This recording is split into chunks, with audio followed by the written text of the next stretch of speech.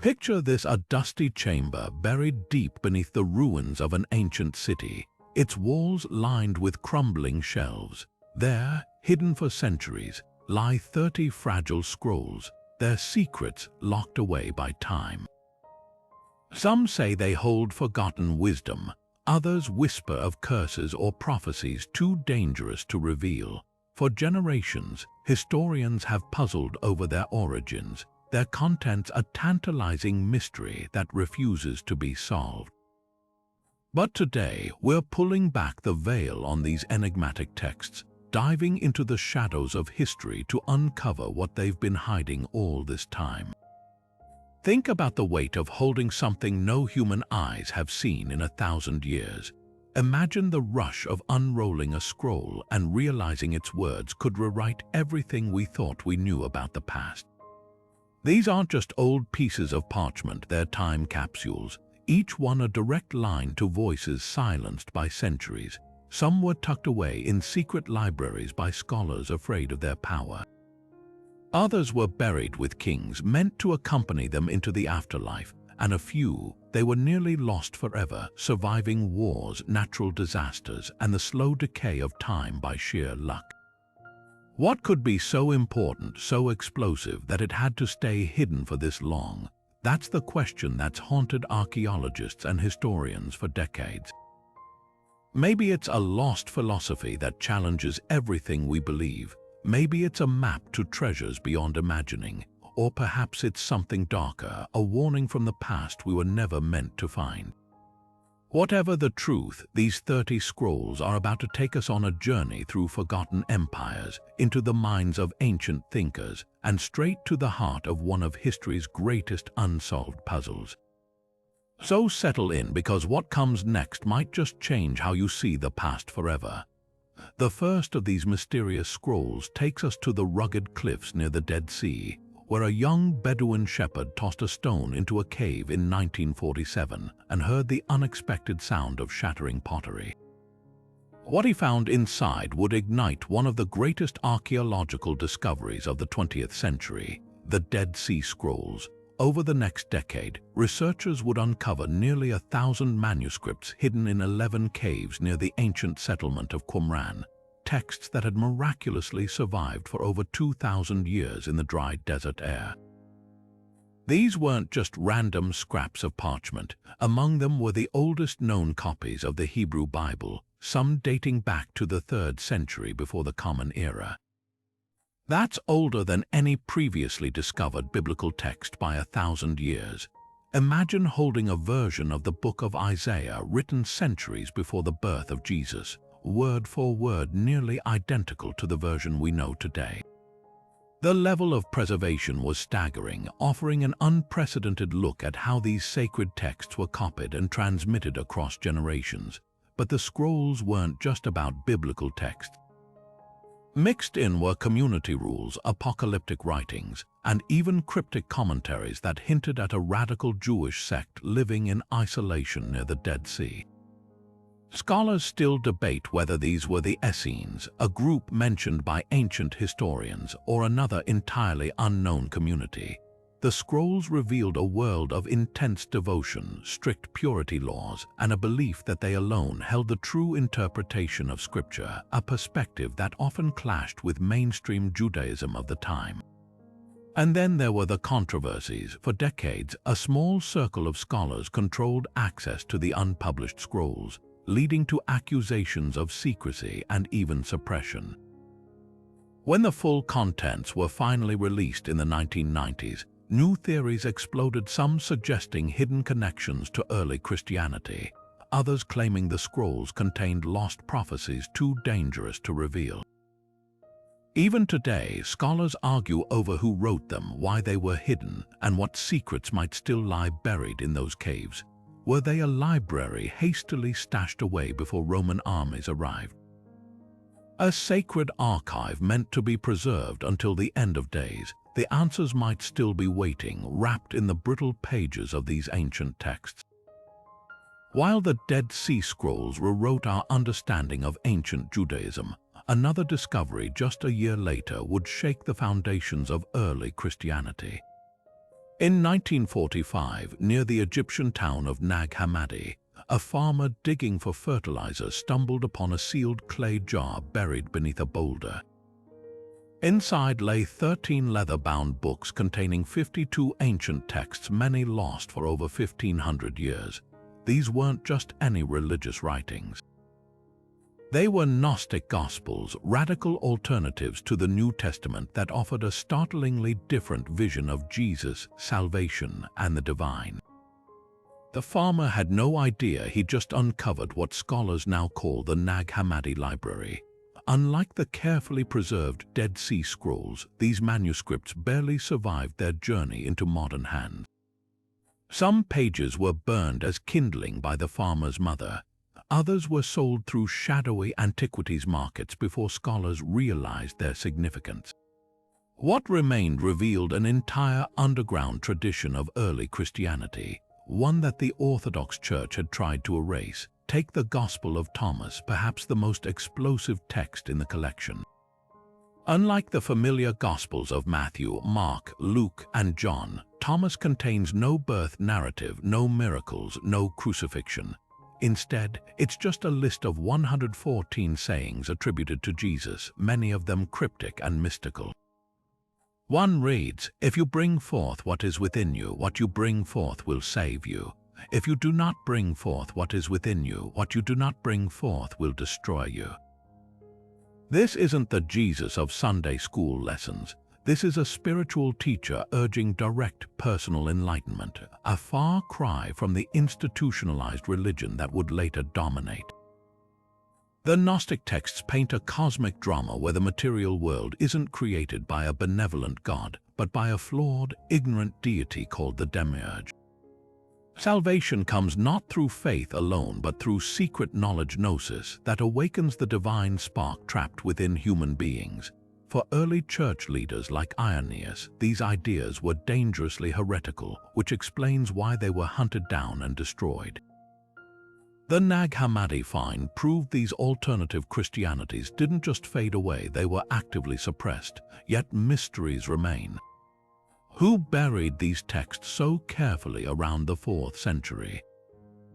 Were they monks hiding forbidden books from church authorities, a wealthy collector safeguarding spiritual treasures, and how many other libraries like this were lost to time? The Nag Hammadi manuscripts force us to confront a startling truth: the early Christian world was far messier, more diverse, and more fascinating than Sunday school ever taught us. What we call orthodoxy was just one voice among many in a raging theological debate, and thanks to an Egyptian farmer's chance discovery, we're finally hearing those silenced voices again. Buried under 20 meters of volcanic ash, the scrolls of Herculaneum faced a fate far more destructive than mere neglect, when Mount Vesuvius erupted in 79 CE. The intense heat carbonized an entire library of papyri, turning them into blackened, fragile lumps that crumbled at the slightest touch. For centuries, these scrolls seemed utterly lost until 18th century excavators unearthed them in a luxurious villa believed to belong to Julius Caesar's father-in-law. At first glance, they appeared to be nothing more than lumps of charcoal, but hidden within those burned layers were some of the most important philosophical texts of the ancient world, preserved by the very disaster that should have destroyed them. Early attempts to open the scrolls were disastrous. Scholars tried slicing them apart or peeling them layer by layer, only to watch the brittle pages disintegrate. Some scrolls were mounted on frames in a desperate bid to unroll them, but this often left the text torn or illegible. For over 200 years, the majority of these writings remained locked away, their secrets seemingly out of reach. Then came the breakthrough: advanced imaging technology. Using a technique called multispectral imaging, researchers began photographing the scrolls under different wavelengths of light. Suddenly, ink invisible to the naked eye started glowing on the blackened pages. But the real game changer: artificial intelligence. Teams developed algorithms trained to detect the faintest traces of Greek letters, piecing together sentences from fragments that human eyes couldn't decipher. The results were staggering. Lost works by the Epicurean philosopher Philodemus began emerging, including essays on ethics, theology, and even a withering critique of political rhetoric. His writings reveal a world of ancient intellectual debate, where philosophers clashed over the nature of happiness, the existence of gods, and how to live a good life. One particularly compelling discovery was Philodemus's On Anger, a treatise dissecting human rage with startling psychological insight. He argues that anger isn't just destructive, it's fundamentally irrational, a distortion of logic that clouds judgment. Reading his words today, they feel eerily modern, as if he's speaking directly across the centuries, and he's not alone. Other scrolls contain fragments of lost poetry, previously unknown historical accounts, and even early scientific musings. But here's the twist: the vast majority of the Herculaneum library is still unread. Estimates suggest there could be thousands of scrolls still buried at the site, not to mention the hundreds already recovered but not yet decoded. With AI accelerating the process, new breakthroughs happen almost monthly. Who knows what other lost masterpieces might still emerge? Maybe a forgotten play by Sophocles, a letter from a Roman emperor, or even an entire philosophical school of thought we never knew existed. The volcano tried to erase these voices forever, but now, bit by bit, they're being heard again. Deep in the desert sands along China's ancient Silk Road, a Taoist monk named Wang Yuanlu stumbled upon a hidden chamber in the summer of 1900. Inside the Mogao caves near Dunhuang, he found a trove so vast it would take decades to catalogue, a sealed library containing nearly 50,000 scrolls, paintings, and manuscripts, perfectly preserved in the arid climate for over 1,000 years. This wasn't just a random collection of old papers. The Dunhuang manuscripts were a time capsule of the Silk Road's golden age, where Buddhist monks, Sogdian traders, and Chinese scholars exchanged ideas across continents. The diversity of languages alone was staggering: classical Chinese, Tibetan, Sanskrit, Khotanese, even fragments of Hebrew and Syriac. Buddhist sutras dominated the collection, including the world's oldest printed text, the Diamond Sutra from 868 CE, predating Gutenberg's press by nearly 6 centuries. But there were also medical treatises, astronomical charts, and even folk songs scribbled in the margins. One particularly poignant find was a divorce contract from the 9th century, proving that even 1,000 years ago, love and its dissolution was messy business. Then came the controversy. British-Hungarian explorer Aurel Stein arrived in 1907, promising donations to Wang Yuanlu's temple restoration in exchange for manuscripts. What followed was one of archaeology's most debated transactions. Stein left with 24 wooden cases of scrolls for a fraction of their value, later boasting in his journals about the bargain. French, Russian, and Japanese expeditions followed, scattering the collection across the globe. Today, scholars piece together fragments from London to Tokyo, a diaspora born of colonial-era collecting. Yet the real magic of Dunhuang lies in its contradictions. Nestled between warring empires, it became a sanctuary where rival faiths coexisted. Nestorian Christian hymns were found alongside Zoroastrian prayers and Buddhist mantras. A single cave might house a Chinese landscape painting, a Persian-inspired textile, and a Sanskrit grammar textbook. This wasn't just a library, it was proof that the Silk Road wasn't merely about trading goods but trading ideas. Modern technology is now reuniting the scattered manuscripts through digitization projects, but mysteries linger. Why was the cave sealed in the first place? Was it to protect sacred texts from invading armies, a monk's private collection forgotten over time, or something more deliberate, a time capsule meant for future generations? As researchers decode more texts, they're finding clues that could rewrite our understanding of how Buddhism transformed as it traveled east, blending with local traditions in ways we're only beginning to grasp. The Dunhuang manuscripts remind us that history is never just one story, it's a chorus of voices waiting to be heard. gold, serpents, and kings. The Ripley Scrolls unfold like a fever dream of alchemical obsession, their vibrant illustrations twisting across nearly 6 meters of parchment in a puzzle meant for only the most dedicated seekers. Named after the legendary 15th century alchemist George Ripley, these cryptic manuscripts blend poetic riddles with fantastical imagery.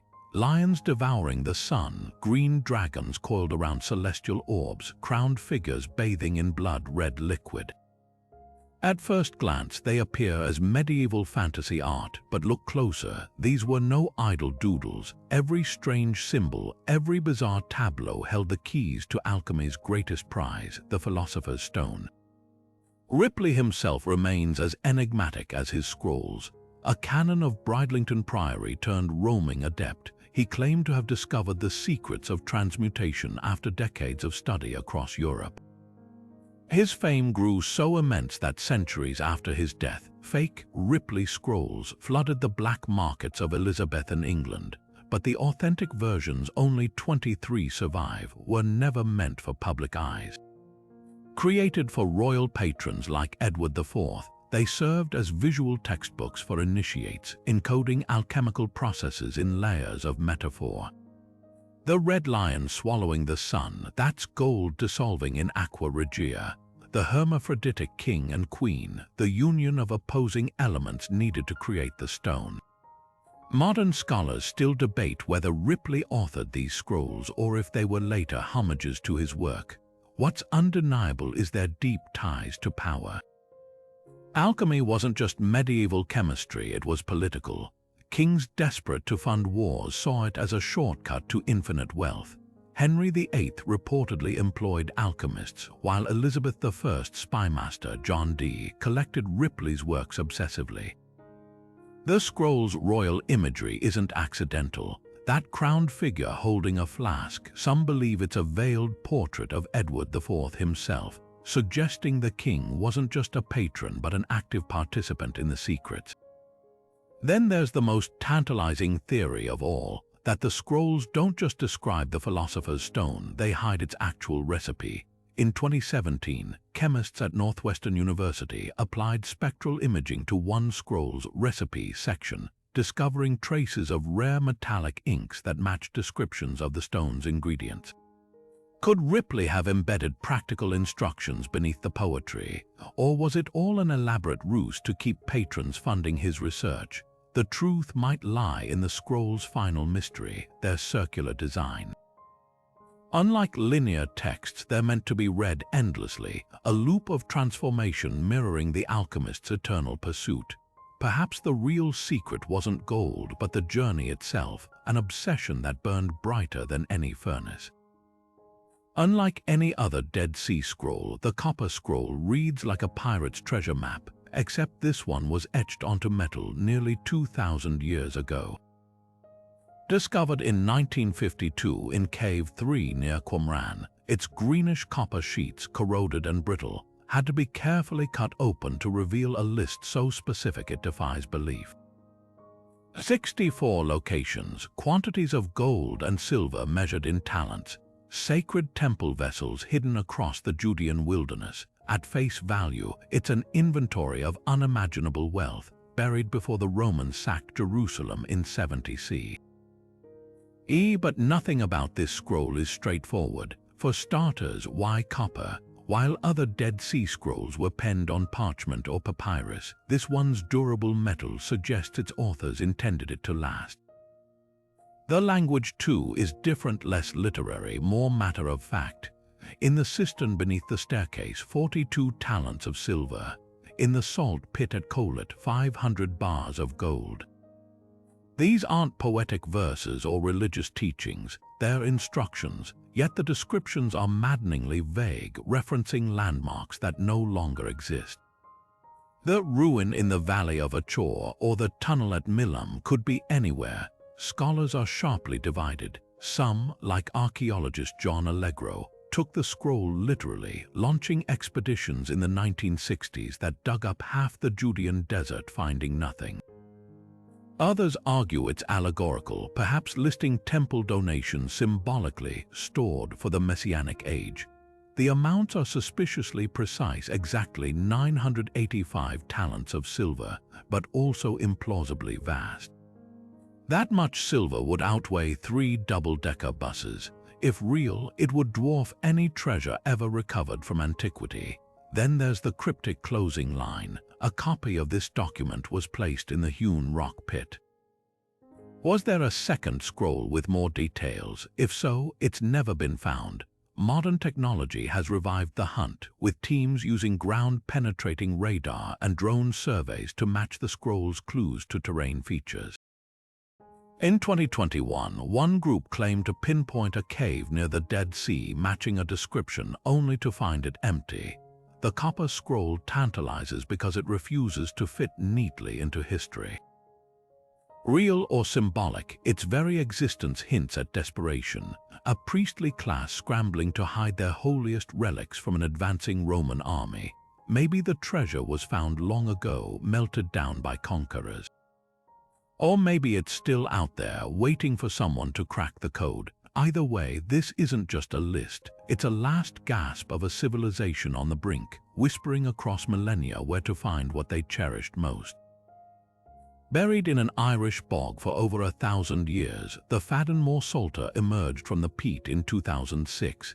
Its pages miraculously intact despite the damp conditions that should have destroyed them. A farmer's bulldozer struck something leathery in the earth, not a lost tool or an animal bone, but an entire book, its oak and leather cover still faintly gleaming with gold. This wasn't just any manuscript, it was a 7th century psalter, a book of psalms painstakingly copied by monks in a scriptorium somewhere in Ireland's misty monasteries. What's astonishing isn't just that it survived, it's how it survived. The bog's acidic, oxygen-poor environment acted like a time capsule, preserving the vellum pages in a state of suspended decay. When conservators gingerly peeled them apart, they found Latin script so crisp it might have been penned yesterday, interlaced with the swirling knots and spirals of Celtic art. The Psalter's survival defies logic. Most manuscripts from this era crumble after centuries in normal conditions. Yet here was a book that endured wars, Viking raids, and centuries of burial in wet soil, only to resurface because a farmer happened to dig in the right spot. Even more intriguing are the clues it offers about early Christian Ireland. The text itself is standard Psalms in Latin, but the style is unmistakably Irish, with elaborate initials and borders that twist into intricate animal forms. This was a sacred object, likely used in liturgy or private devotion, but it was also a work of art, a testament to the fusion of Christian faith and Celtic tradition. Then there's the Cathach of St. Columba, a relic so sacred it was once carried into battle as a talisman. Legend claims it was copied by the saint himself in the 6th century, making it the oldest surviving Irish manuscript. The Cathach isn't just old, it's wrapped in myth. According to tradition, Columba's unauthorized copy of a psalter sparked a feud so violent it led to the Battle of Colddrame. As punishment, he was exiled to Iona, where he founded a monastery that would become a beacon of learning. The manuscript itself is a masterpiece of early calligraphy, its letters precise and rhythmic, each line a meditation in ink. But it's the Cumdach, the ornate silver and jewels reliquary made centuries later to protect it, that speaks to how deeply it was venerated. Generations of warriors believed it held supernatural power, that its very presence could sway the outcome of battles. Together, these manuscripts tell a story of faith and resilience. The Fadden More Psalter, rescued from the bog by sheer chance, shows how Ireland's landscape became an accidental archivist. The Cathach, battered yet enduring, embodies the spiritual fervor of early monasticism. Both reveal a world where books weren't just tools, they were relics, art, and even weapons. Their survival against all odds means we can still trace the strokes of those long-dead scribes, their devotion frozen in ink and vellum.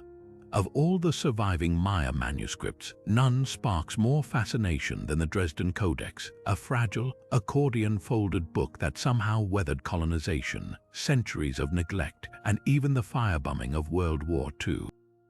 Its pages, painted in vivid Maya blue and red, contain astronomical calculations so precise they could predict eclipses and track Venus's orbit with jaw-dropping accuracy. Imagine a civilization without telescopes, yet capable of charting celestial movements down to the hour, their scribes recording it all in a cryptic script that would baffle scholars for generations. The Codex's survival is its own miracle. Unlike thousands of Maya texts burned by Spanish priests in the 16th century, famously in the Auto da Fe of Mani, this one slipped through history's cracks. After vanishing from the Yucatan, it resurfaced in Vienna in the 1800s, where it earned its name from the German library that eventually housed it. But its darkest hour came in February 1945, when Allied bombs ignited Dresden streets.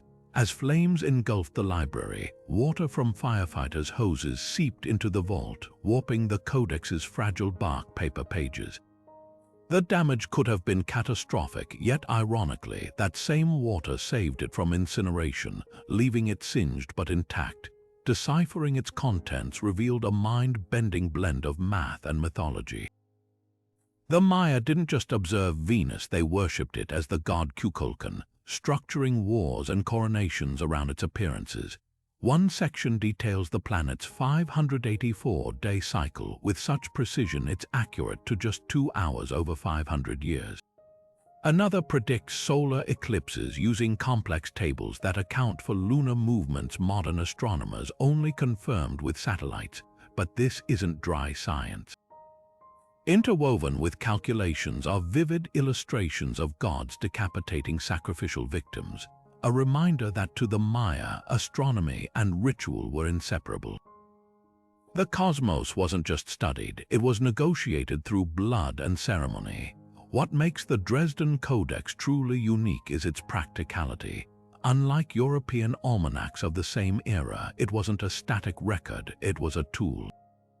Flipping through its folds, a priest could calculate future celestial events by adding or subtracting intervals from the base dates. Some scholars believe it was a kind of training manual, teaching scribes how to maintain the sacred calendar. Yet mysteries linger. Why did this single codex survive when so many others perished? Was it smuggled out by a sympathetic friar, traded as a curiosity to evade destruction? And what secrets might still hide in its water-stained glyphs? Every time researchers apply new imaging techniques, fresh layers of meaning emerge, proving that even after centuries, this ancient book still has stories left to tell. Deep beneath Rome's Temple of Jupiter, locked in a stone vault, 3 women guarded the most powerful texts in the ancient world, the Sibylline books. These weren't ordinary scrolls. According to legend, a mysterious old woman offered 9 volumes of prophecies to Rome's last king, Tarquin the Proud. When he refused her price, she burned 3 and offered the remaining 6 at the same cost. He refused again, she burned 3 more. Finally, with only 3 left, a terrified Tarquin paid the original sum for the diminished collection. Whether myth or history, this story captures the chilling power these texts would wield over Rome for centuries. The books weren't open for public reading. Only the Quindecimviri, a council of 15 elite priests, could consult them, and only when the Senate demanded answers.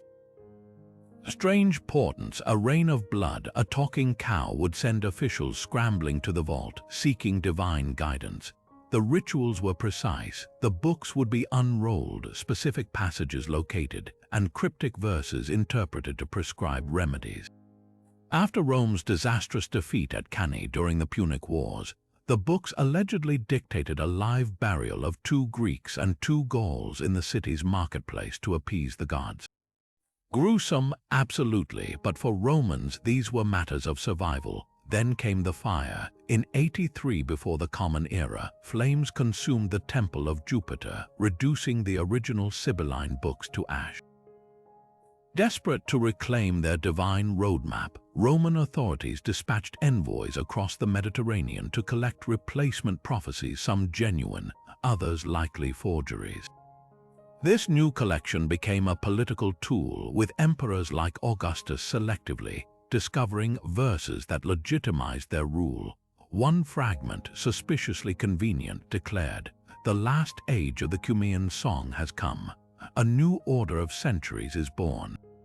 Sound familiar? That's because Virgil recycled it verbatim in his fourth eclogue, repackaging pagan prophecy as propaganda for Augustus's golden age. The parallels are striking. Virgil's poem speaks of a divine child ushering in peace, a passage later reinterpreted by Christians as a prophecy of Jesus. But in its original context, it was pure political theater, blurring the lines between the Sibylline fragments and poetic license. What survived of the actual books reveals how easily prophecy could be weaponized. A line warning of threefold destruction might justify crushing a rival city. A mention of foreign rites could trigger purges of unpopular cults. Today, all we have are scattered references in ancient texts. No complete verses survive. The last recorded consultation was in 405 CE, just before Christian emperors banned pagan practices. Some scholars believe stray fragments survived, hidden in Vatican archives or private collections. Others insist the fire was the end, but the Sibylline legacy endures in our obsession with predicting and manipulating the future. Every time a modern leader cherry-picks data to justify war or a viral prophecy goes viral online, we're replaying Rome's oldest game. The books may be dust, but their lesson remains. Beware anyone who claims to hold the keys to destiny. The Book of Soiga burns like a cipher at the heart of Renaissance occultism, a manuscript so baffling that even Queen Elizabeth I's court astrologer John Dee couldn't crack its secrets. Picture Dee in his candlelit study, quill in hand, poring over its pages filled with bizarre tables of letters and cryptic Latin passages. This wasn't just another grimoire. According to legend, the book was dictated by angels themselves, its knowledge too dangerous for mortal minds. Dee, a man who spoke to celestial beings through scrying mirrors, became obsessed. He scribbled frantic notes in its margins, convinced it held the keys to universal wisdom. But there was one section even he couldn't decipher, 36 tables of jumbled letters, each grid more perplexing than the last. Modern scholars call it the Alderea, and its patterns defy logic. Unlike classical ciphers where letters shift predictably, Soiga's tables seem random, yet their structure suggests hidden order. Some pages reference Adam, Solomon, and Enoch, tying the text to apocryphal traditions of angelic magic. Other passages describe rituals to summon spirits, complete with warnings about the wrath of the angels if misused. Dee's own diaries reveal he once asked the archangel Uriel about the book's origins. The reply, it was revealed to Adam in paradise. Whether that's divine truth or Dee's imagination, the mystery only deepens. Centuries later, the Book of Soiga resurfaced in two copies, one in the British Library, another in Oxford's Bodleian, both nearly identical but for minute differences. In the 1990s, mathematician Jim Reeds tackled its tables with frequency analysis, uncovering faint patterns hinting at a three-step cipher. Then, in 2006, historian Deborah Harkness made a breakthrough. She noticed that one table's diagonal letters spelled Soiga backward, suggesting a palindromic key. Yet, even with these clues, large sections remain unreadable. Was it meant to be unsolvable, a divine joke, or does it guard secrets we're not meant to know?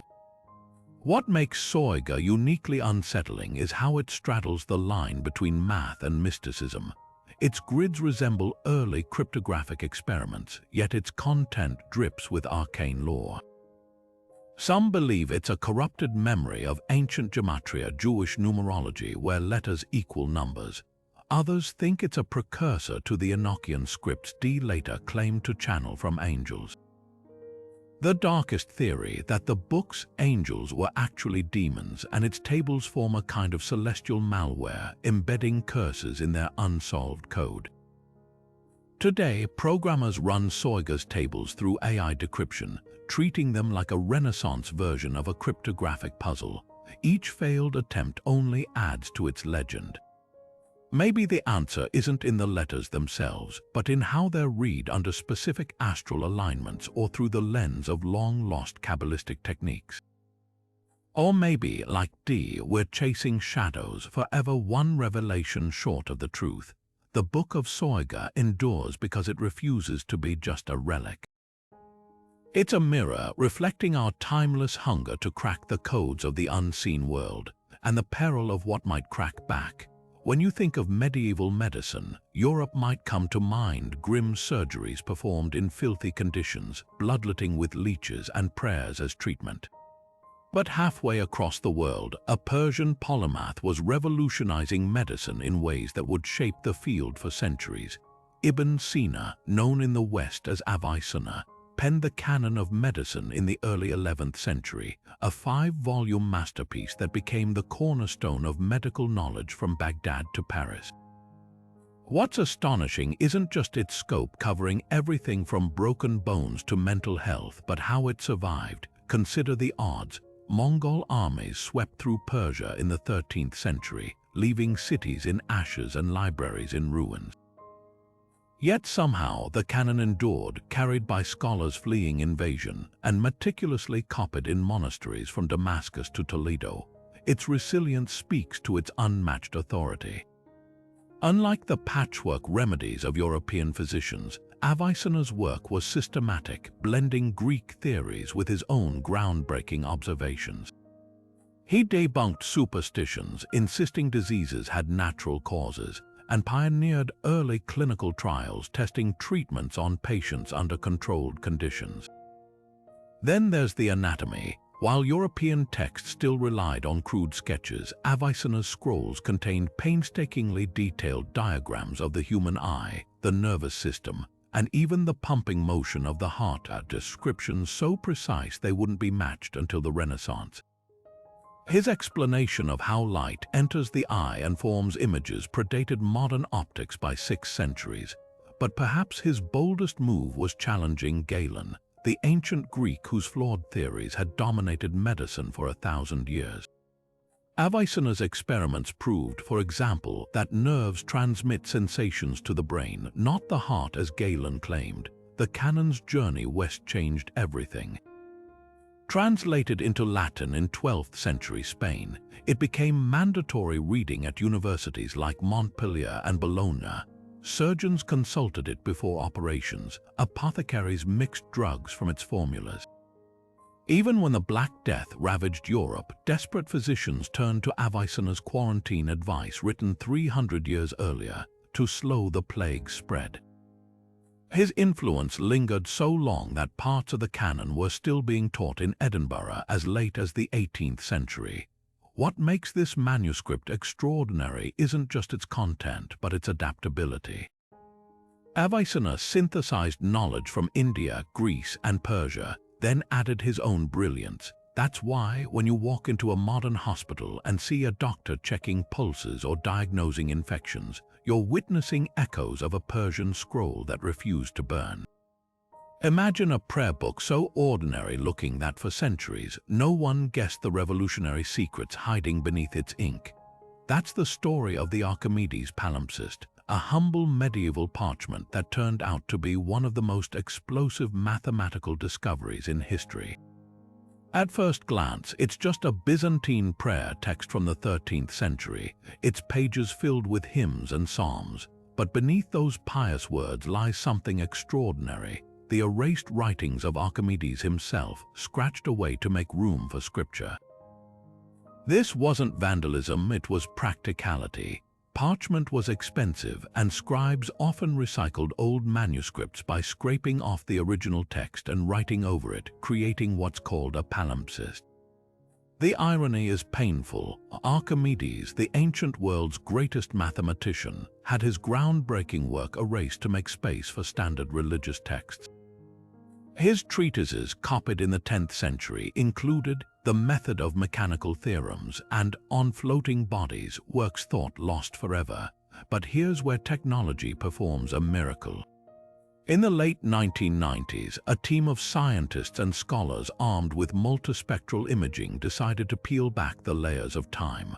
By photographing the palimpsest under different wavelengths of light, they could see traces of the original iron gall ink that had been invisible to the naked eye.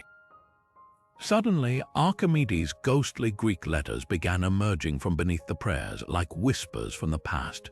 What they found rewrote history. The method revealed Archimedes' thought process in stunning detail, how he used infinitesimals and rudimentary calculus to solve problems centuries before Newton or Leibniz. He wasn't just calculating, he was inventing techniques that wouldn't be formalized for another 1,000 years. One section shows him balancing cross-sections of geometric shapes to determine their volumes, an approach shockingly close to modern integral calculus. Then there's On Floating Bodies, where he lays out the principles of buoyancy with such precision that his conclusions still hold up in physics classrooms today. But the palimpsest had one more surprise, a previously unknown text called the Stomachion, a puzzle involving rearranging 14 geometric pieces into a square. At first glance, it seems like a simple game until you realize Archimedes was analyzing its combinatorial possibilities, essentially founding the field of combinatorics while playing with shapes. The real drama, though, lies in the manuscript scars. Some pages are stained with medieval candle wax. Others bear the marks of a 20th century forger who painted golden evangelist portraits over the text to increase the book's market value. Even after its discovery, the palimpsest spent decades tangled in legal battles before finally being conserved and digitized. Today, you can explore every fragile page online, watching as Archimedes' genius flickers back to life beneath the prayers that tried to erase him. It's a testament to human curiosity and a reminder that sometimes the most profound truths hide in plain sight, waiting for the right light to reveal them.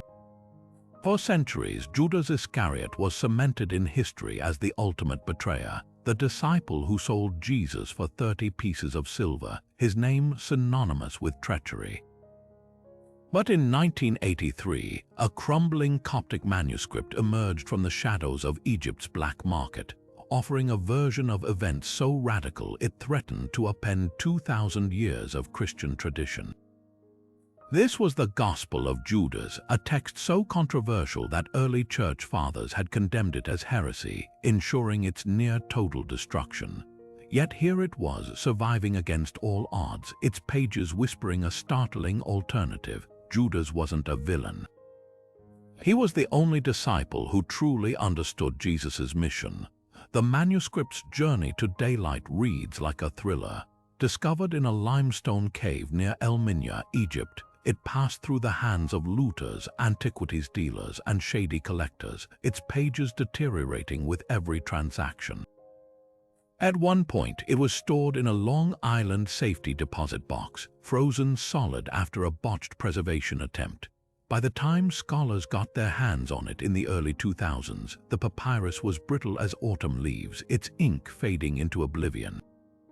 Restorers worked painstakingly to piece together the fragments, revealing a Coptic translation of a 2nd century Greek original, a text the church father Irenaeus had denounced as fictitious history back in 180 CE.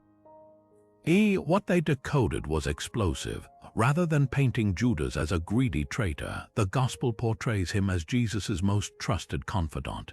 In a private dialogue, Jesus tells Judas, "You will exceed all of them. For you will sacrifice the man that clothes me." This wasn't betrayal, it was collaboration. Judas alone was chosen to fulfill the divine plan by handing Jesus over to the authorities, freeing his spirit from its earthly prison. The other disciples, blinded by ignorance, were preaching false doctrines. Only Judas grasped the bitter truth. Salvation required the sacrifice. The implications sent shockwaves through theological circles. Early Christian groups like the Gnostics had revered Judas as a tragic hero, but their voices were stamped out by what became Orthodox Christianity. The Gospel of Judas reveals a time when multiple interpretations of Jesus' story competed for dominance, and the version we know today wasn't the only one, just the one that won. Its suppression speaks volumes about power and narrative control. Imagine how Christianity might have evolved if this text had survived intact, shaping devotion alongside the New Testament. Yet the manuscript raises as many questions as it answers. Was Judas truly enlightened, or is this gospel an elaborate metaphor for Gnostic beliefs about transcending the material world? The text's closing lines are haunting. Judas received some money and handed Jesus over. No triumphant resurrection, no redemption, just a solitary figure walking into history's glare, burdened with a truth too heavy for others to bear. After 2 millennia of demonization, the Gospel of Judas forces us to confront an unsettling possibility. Sometimes history's greatest villains are merely those who played their part too well. Buried in the Dutch countryside for generations, the Oude Linde book surfaced in the 1860s with a story that could rewrite history, if it were true. Written in an obscure dialect of Old Frisian, this peculiar manuscript claims to be a chronicle of a lost civilization ruled by priestesses, where women held political and spiritual power centuries before the rise of Athens or Rome. Its pages describe a maritime empire called Atland, a matriarchal Atlantis, that flourished in the North Sea until catastrophic floods swallowed it around 2193 before the Common Era. But here's where things get complicated. From the moment it was discovered, scholars have locked horns over whether it's a genuine prehistoric record or an elaborate 19th century hoax. The manuscript's origins are as murky as the waters that supposedly drowned Atland. A Frisian farmer named Cornelis over de Linden inherited it from his grandfather, who claimed it had been passed down through their family for generations. The text itself is a patchwork of histories, laws, and myths, all penned in a looping script on stiff, weathered paper. At first glance, it reads like a feminist utopia, a society where inheritance traced through maternal lines, where priestesses called folk mothers governed through wisdom rather than force, and where technology like advanced navigation and democratic councils predated classical Greece by millennia. One passage even describes a great fleet circumnavigating Africa, trading with distant lands while Europe was still in the Stone Age, but the red flags pile up quickly. Linguists point out that the Old Frisian dialect used in the book contains anomalies, mixing archaic forms with suspiciously modern constructions. The paper, while aged, doesn't match the claimed antiquity, and the ink shows signs of artificial aging. Then there's the content itself, echoes of 19th century nationalist and feminist ideas woven into tales of ancient glory. Was it a clever forgery meant to bolster Frisian pride, a feminist thought experiment disguised as history, or could fragments of genuine oral tradition have been embellished by later hands? The controversy took a darker turn when the Nazis seized on the Oude Linde book as propaganda. Heinrich Himmler's Onanab, a pseudo-scholarly SS unit obsessed with proving Aryan supremacy, latched onto its depiction of a blonde, seafaring Nordic race.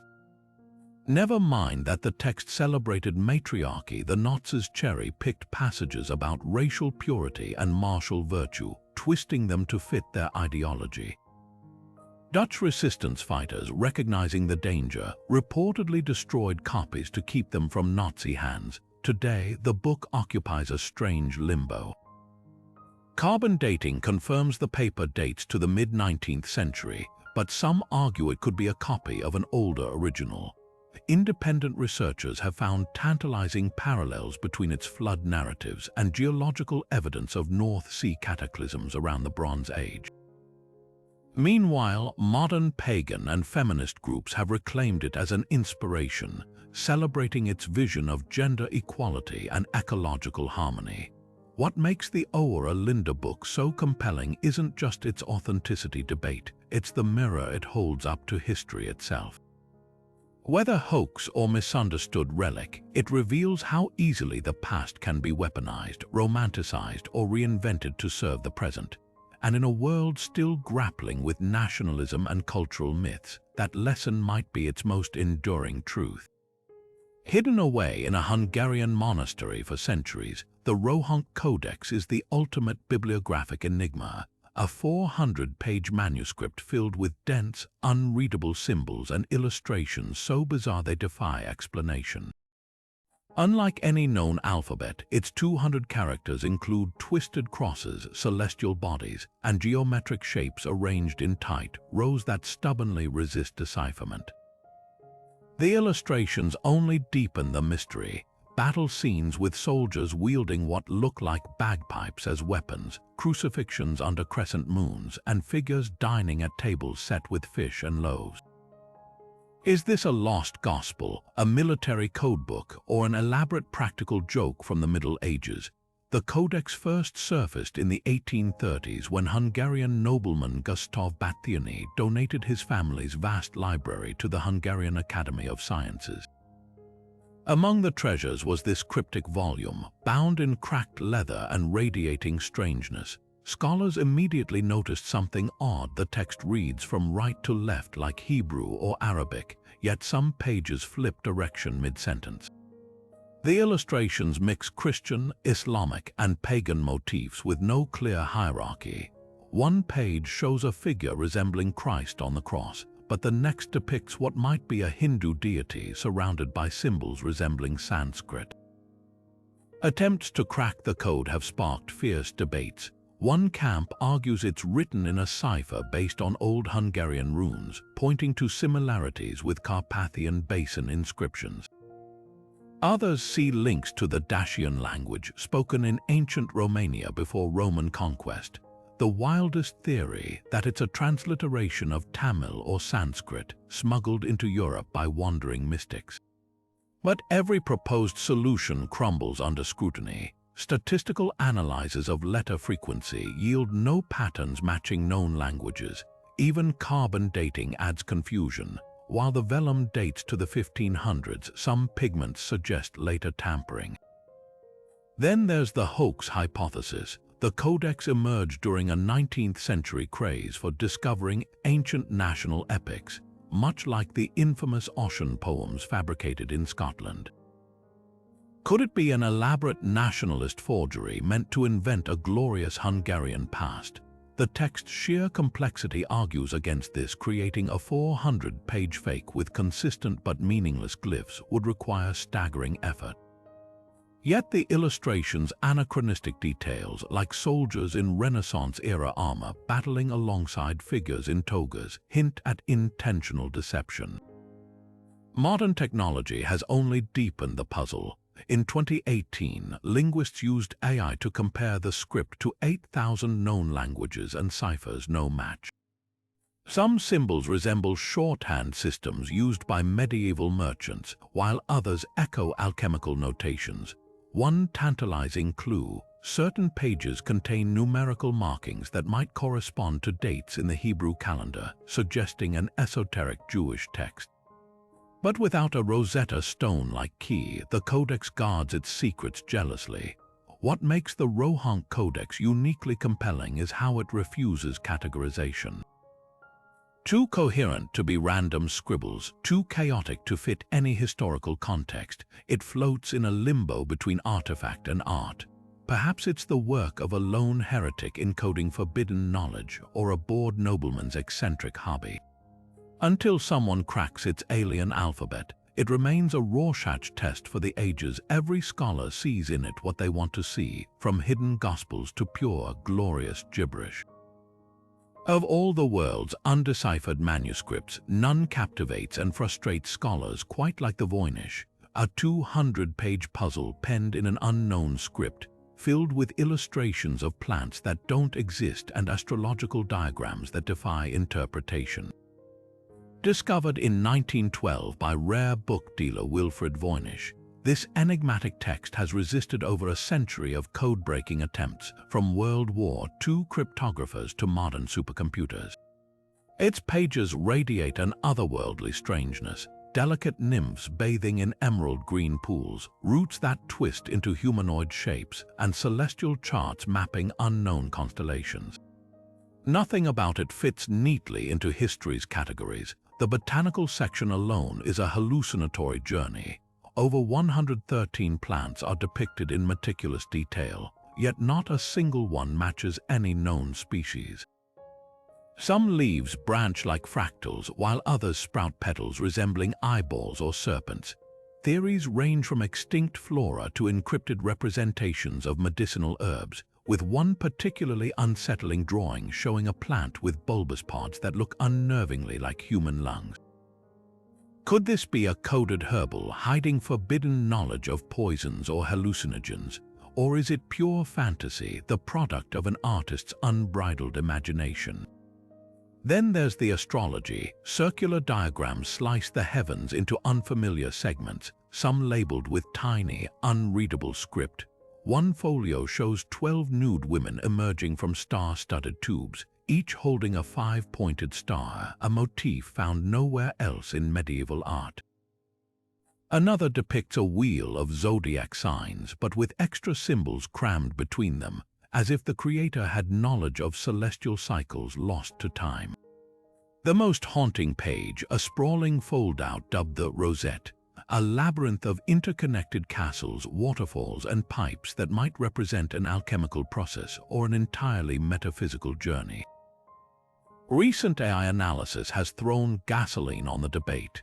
In 2018, a team at the University of Alberta used machine learning to compare the manuscript script to hundreds of languages, concluding it most resembled encoded Hebrew. Their algorithm suggested the text might have been constructed using alphagrams, a cipher where letters are rearranged alphabetically. But when human linguists tried applying this method, the resulting translations were nonsensical. Other researchers insist the patterns point to a constructed language, perhaps an early attempt at a philosophical tongue like John Dee's Enochian.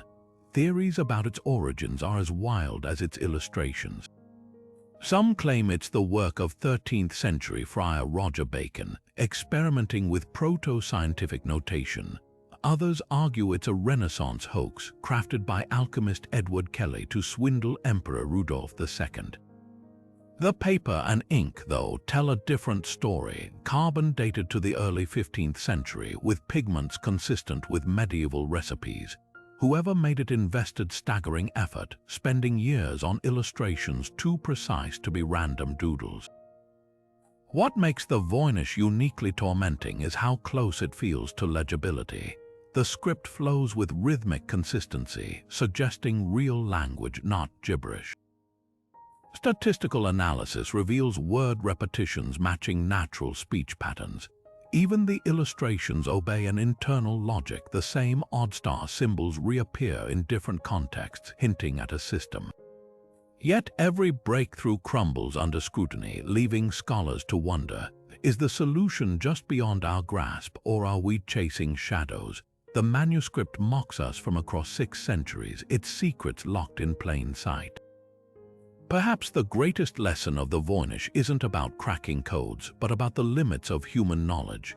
In an age where AI can translate languages instantly and satellites map every inch of the globe, this humble book remains a stubborn reminder: some mysteries refuse to yield.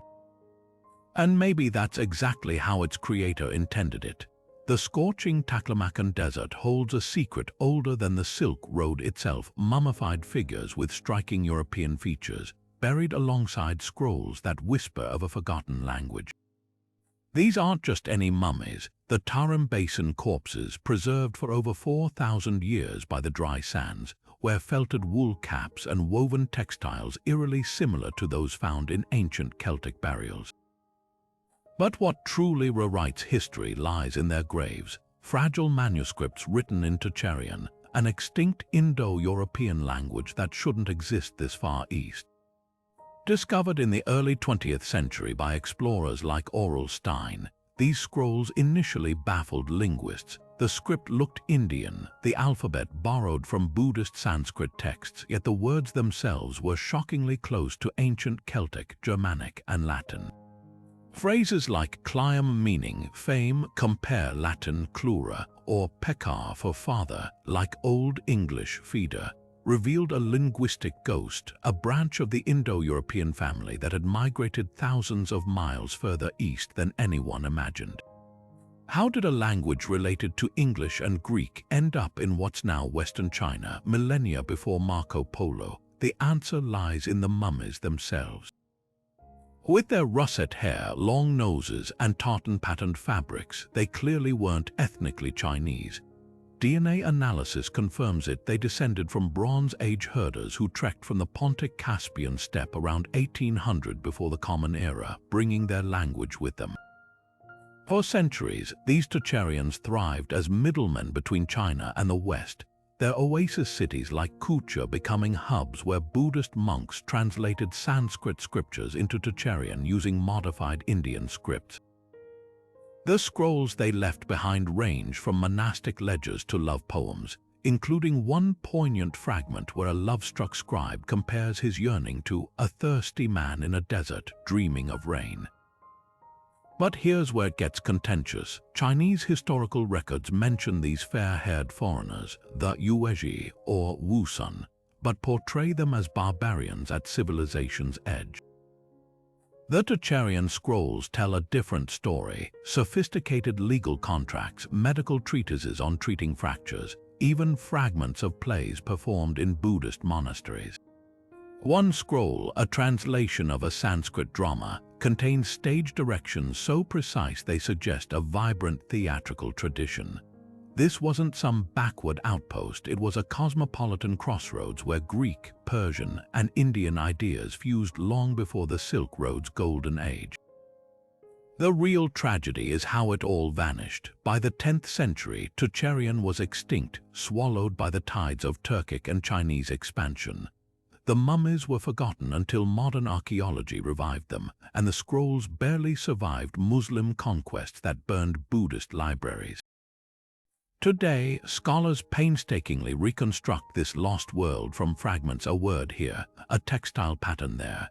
Each clue forces us to redraw the map of early Eurasia, proving that long before globalization, threads of culture stretched further than we ever dreamed.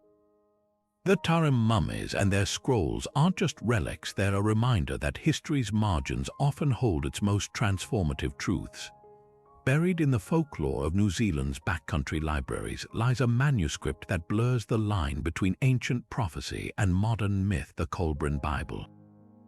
Unlike the fragile scrolls of Qumran or the charred pages of Herculaneum, this text surfaced in the 20th century, its origins shrouded in the kind of mystery usually reserved for medieval grimoires. Its supporters claim it's a 2,600-year-old compilation of Egyptian and Celtic wisdom, salvaged from the Library of Alexandria and later safeguarded by Druids. Skeptics dismiss it as an elaborate 20th-century hoax, cobbled together from esoteric traditions and pulp science fiction. But flip through its pages and you'll find narratives so startling they'd give even the Book of Enoch pause. Cataclysmic floods, rogue planets, and a lost history of humanity's brush with cosmic disaster. At the heart of the controversy is the Kolbrin's depiction of the Destroyer, a fiery celestial body that allegedly triggered the biblical plagues of Exodus. The text describes it in chilling detail, a thing of flame writhing like smoke, whose passing tore open the skies and made the waters boil. For those who believe this isn't just metaphor, it's a record of a near miss with a massive comet or even the hypothetical planet Nibiru from fringe astronomy. The parallels to modern doomsday theories are uncanny, raising eyebrows about whether the Kolbrin's ancient authors somehow predicted 21st century conspiracy lore. Yet the manuscript's Egyptian sections contain even wilder claims. One passage describes a pre-pharaonic civilization that mastered electricity and aerial navigation, their ruins buried beneath what's now the Sahara. Another recounts a global flood far older than Noah's, survived by seafaring sages who encoded their knowledge in star maps. These aren't just alternate histories, they're sci-fi tropes masquerading as scripture, complete with references to sky chariots and stones that think. Linguistic analysis only deepens the enigma. The Kolbrin's English prose has a distinctly modern cadence, laced with phrasing that feels lifted from 19th century theosophy. There's no surviving original in Egyptian or Hebrew, just a typescript supposedly transcribed from burnt medieval manuscripts.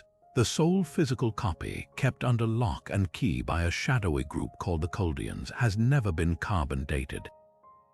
Even the name Kolbrin raises red flags. It's a mashup of coal and brin, allegedly meaning purified by fire, but scholars can't trace the term to any known Celtic dialect. What makes the Kolbrin uniquely seductive is how it mirrors our era's anxieties. Its tales of ecological collapse and forgotten high-tech civilizations echo contemporary fears about climate change and lost ancient knowledge. The timing of its emergence, first circulating in the 1960s, when interest in Atlantis and UFOs was surging, smacks of opportunism. Yet for all its Chinese letter origins, the text resonates because it taps into something timeless, humanity's hunger for hidden truths, for a past grander than the one in textbooks. Ultimately, the Kolbrin Bible is a Rorschach test. True believers see a salvaged relic of prehistory, its warnings about the destroyer more relevant than ever. Cynics see a clever pastiche stitched together to cash in on New Age obsessions. But perhaps the most fascinating possibility lies in between, that it's a modern creation built on shards of genuine oral tradition, a palimpsest where 20th century fantasists unknowingly preserved whispers of something much older. After all, even hoaxes can carry echoes of the truth. The Grolier Codex stares back at us like a riddle wrapped in a controversy, 11 battered pages of a Maya Venus almanac, its authenticity argued over so fiercely that it makes the debates around the Shroud of Turin look polite. Unlike the Dresden or Madrid codices, this fragmented manuscript didn't emerge from a European library or archaeological dig. It surfaced in the 1960s under murky circumstances, passed through the hands of looters in Mexico, and eventually landed in a collector's vault with a price tag that raised eyebrows. The Codex claims to be one of only 4 surviving pre-Columbian Maya books, its pages filled with intricate calculations tracking Venus's cycles, a sacred rhythm tied to warfare and kingship in Maya cosmology. But from day one, scholars divided into warring camps. Was this a genuine 13th century treasure or an elaborate forgery crafted to exploit the antiquities market? The skeptics have ammunition. The Codex lacks provenance, no record of its discovery, no ancient cache it was pulled from. Instead, it arrived with a shady backstory involving a Mexican looters syndicate and a wealthy financier, José Sainz, who claimed it was offered to him in a cardboard box. Then there's the art style. While the depictions of deities and numerals align roughly with Maya conventions, some figures look stiff or off-model, their regalia mixing elements from different periods like a careless pastiche. The most damning critique came from art historian Michael Coe, who initially championed the Codex but later admitted the paintings seemed too fresh, as if the pigments hadn't endured centuries of wear. But science tipped the scales. In 2018, a battery of tests, carbon dating, spectroscopy, and fiber analysis delivered bombshell results. The bark paper pages dated between 1250 and 1390 CE, squarely in the late post-classic Maya era. The pigments matched known Mesoamerican recipes: Maya blue from indigo and palygoscite, reds from hematite, blacks from carbon. Even the scribble errors added credibility. A forger likely wouldn't include the subtle miscalculations in Venus tables that scholars now recognize as authentic mistakes. Yet the Codex still guards mysteries. Why is it so much cruder than the Dresden Codex, its illustrations rushed as if penned under duress? Some suggest it was a provincial copy, made by a scribe outside the great intellectual hubs. Others point to the post-classic period's upheavals. Maybe this was a hurried attempt to preserve knowledge as Maya civilization fractured. The most compelling detail: the Venus tables aren't just accurate, they're too accurate for a modern forger to have reverse engineered without computer aid. The Codex tracks Venus's 584-day cycle with precision, accounting for the planet's irregular appearances in ways 16th century Europeans couldn't have known. What makes the Grolier debate so electrifying isn't just the question of real versus fake, it's what its survival implies. If genuine, it's a miracle. Spanish bishops like Diego de Landa famously burned Maya libraries in the 1500s, bragging about erasing superstitions. That this codex slipped through the flames, however battered, suggests countless others might have been lost forever. Its battered pages force us to confront an uncomfortable truth. Sometimes the most important artifacts come to us through the very shadows, looters, black markets, and chance that make scholars squirm. The Grolier Codex, real or not, is a ghost of a civilization that refused to be silenced. Wrapped in layers of sacred linen, the mummy of an Egyptian woman named Nessie Hensu lay undisturbed for centuries until someone noticed the script on her bandages wasn't hieroglyphs, but something far more unexpected. This wasn't just funeral cloth. It was a manuscript, the longest surviving Etruscan text ever found, a language so obscure that even the Romans called it mysterium.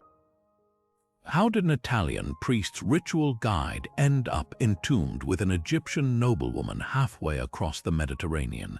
The answer is a detective story that stretches from the Nile to the Balkans, revealing a forgotten world of cross-cultural trade, religious adaptation, and sheer bureaucratic ingenuity. The text itself, known as the Liber Linteus or Linen Book, reads like a liturgical calendar, a meticulous record of sacrifices, festivals, and prayers to long-lost Etruscan gods like Catha and Usul. Each column of faded black ink details offerings of wine, honey, and livestock, structured around lunar months and sacred days. To modern eyes, it's dry administrative detail. But to scholars, it's a Rosetta Stone for a language that's still only partially understood. The Etruscans dominated pre-Roman Italy, their influence stretching from Florence to Naples, yet they left almost no literature behind. Romans absorbed their art, religion, and engineering, but let their language fade into oblivion. That's what makes these linen strips so precious. They're not just a text, they're a voice from a civilization Rome tried to erase. But the real mystery isn't just what the Liber Linteus says, it's how it survived.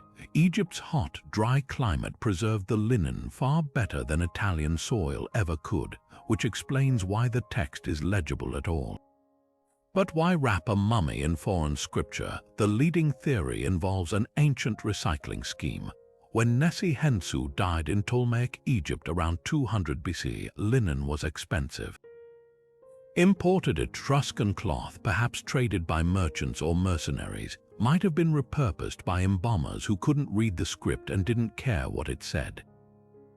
Imagine a modern undertaker lining a coffin with pages from an old phone book. It wasn't sacrilege, just pragmatism. Then there's the Zagreb connection. The mummy spent centuries in Alexandria before being shipped to Europe as a collector's curiosity in the 1800s. It eventually landed in the hands of a Croatian nobleman, Mihail Baric, who displayed it in his Vienna apartment. After his death, his brother donated it to Zagreb's archaeological museum, still unaware of the bandage's significance. It wasn't until 1866 that an Egyptologist noticed the odd markings and realized they weren't decorative patterns but words.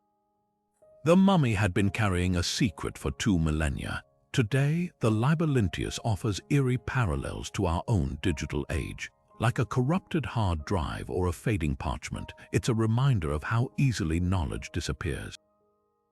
The Etruscans built cities without walls, engineered drainage systems still used today, and even invented the arch, yet we struggle to reconstruct their prayers. The fact that their longest surviving text was preserved by pure accident, wrapped around a stranger in a foreign land, feels like history's dark joke. Every time scholars decipher another fragment, they're not just reading a priest's notes, they're eavesdropping on a conversation the world forgot. In 1958, biblical scholar Morton Smith made a claim that sent shockwaves through theology. He'd found a bombshell passage attributed to the Gospel of Mark. hidden in the crevices of an old book at the Mar Saba monastery near Jerusalem. According to Smith, scribbled in the margins of a 17th-century volume was a fragmentary letter from the early church Father Clement of Alexandria, referencing a secret version of Mark. Not just an alternate take, a version containing a scene so provocative that early Christians allegedly suppressed it, a cryptic nighttime encounter between Jesus and a young man clad only in a linen cloth. Smith's translation of the letter sent scholars into a frenzy. Clement's text describes this mystical initiation where Jesus teaches the youth the mystery of the kingdom of God in private, a scene dripping with possible homoerotic undertones or ritual undertones depending on interpretation. Even more explosive, Clement admits this secret gospel was reserved for those who were being perfected, while the public Mark we know today was sanitized for general consumption. If genuine, this wasn't just a lost passage, it was proof of early Christian esotericism, a hidden layer of Jesus' ministry scrubbed from history. But almost immediately, whispers of forgery began. The physical manuscript itself vanished after Smith photographed it, leaving only his grainy black and white images as evidence. Skeptics pointed to oddities. The handwriting didn't quite match Clement's era. The Greek phrasing felt anachronistic, and Smith just happened to be the one to discover a text perfectly aligned with his own controversial theories about Jesus' secret teachings.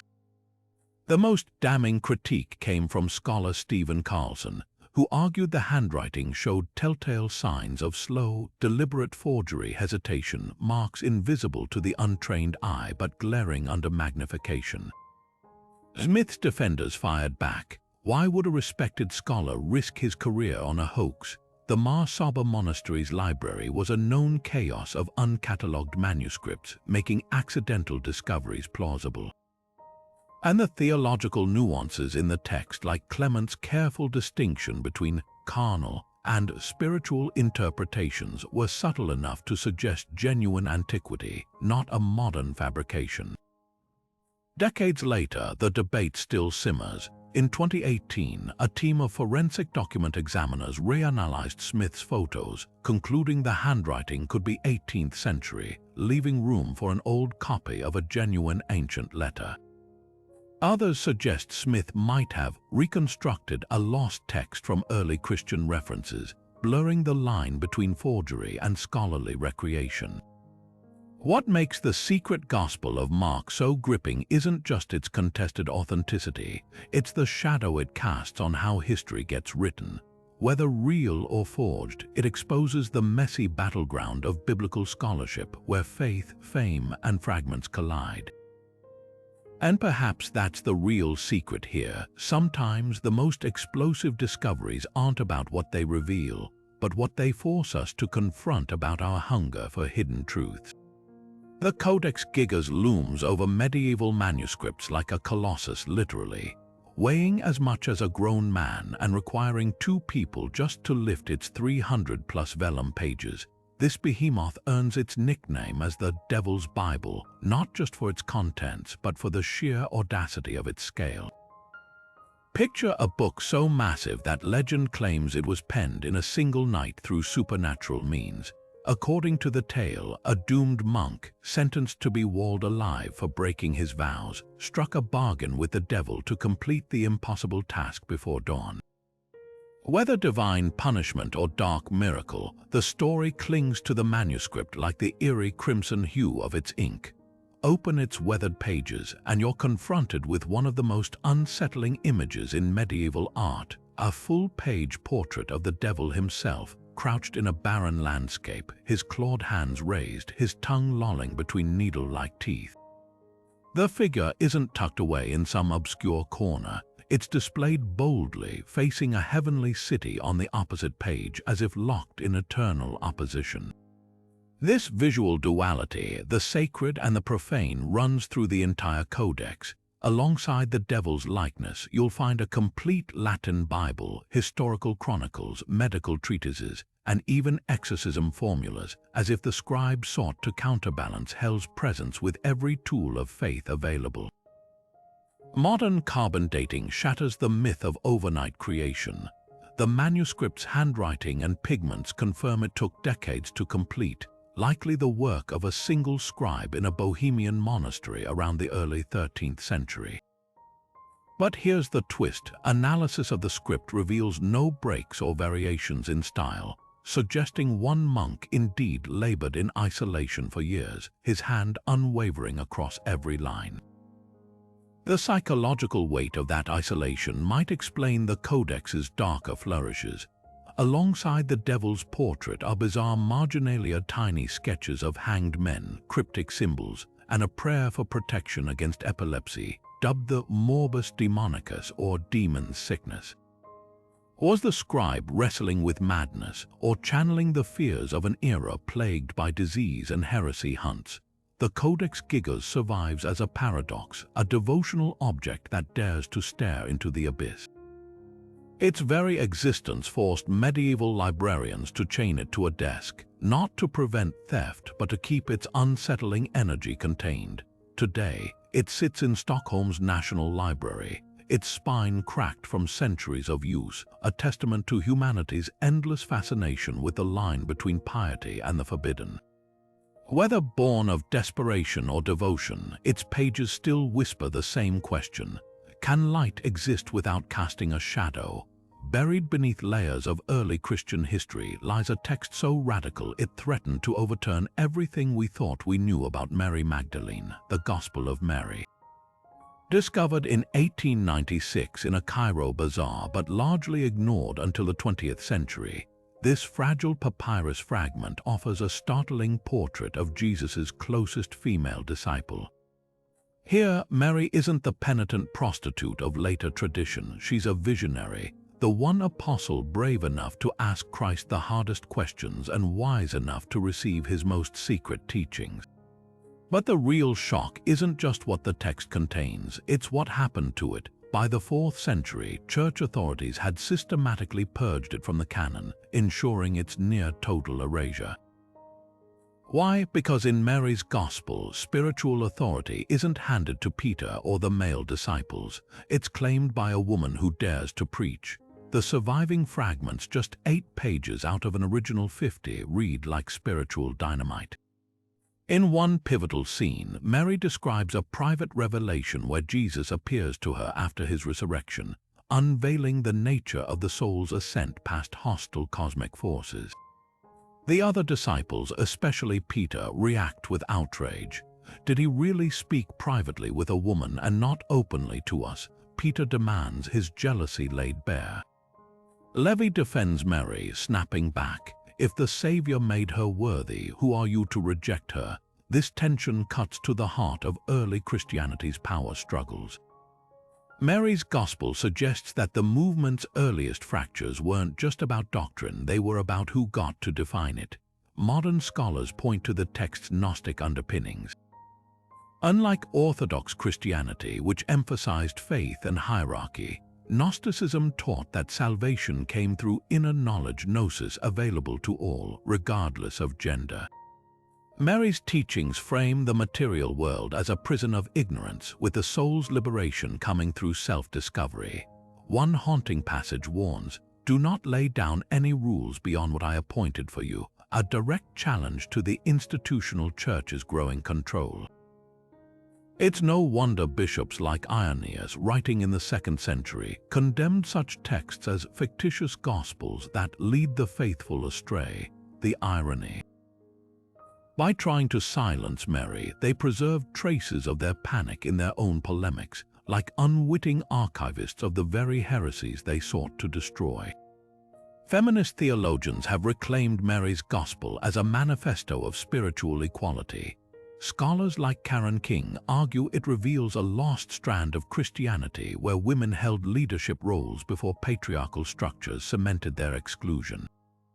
The text's portrayal of Mary, calm, assured, unshaken by Peter's bullying, resonates powerfully in modern movements for women's ordination. Even its fragmented state feels symbolic, a voice snipped apart but never fully erased, its scraps still whispering defiance. Yet the Gospel's true power lies in its ambiguity. Is Mary a historical figure speaking her truth or a literary character voicing later Gnostic ideals? The text refuses easy answers, hovering between memory and myth.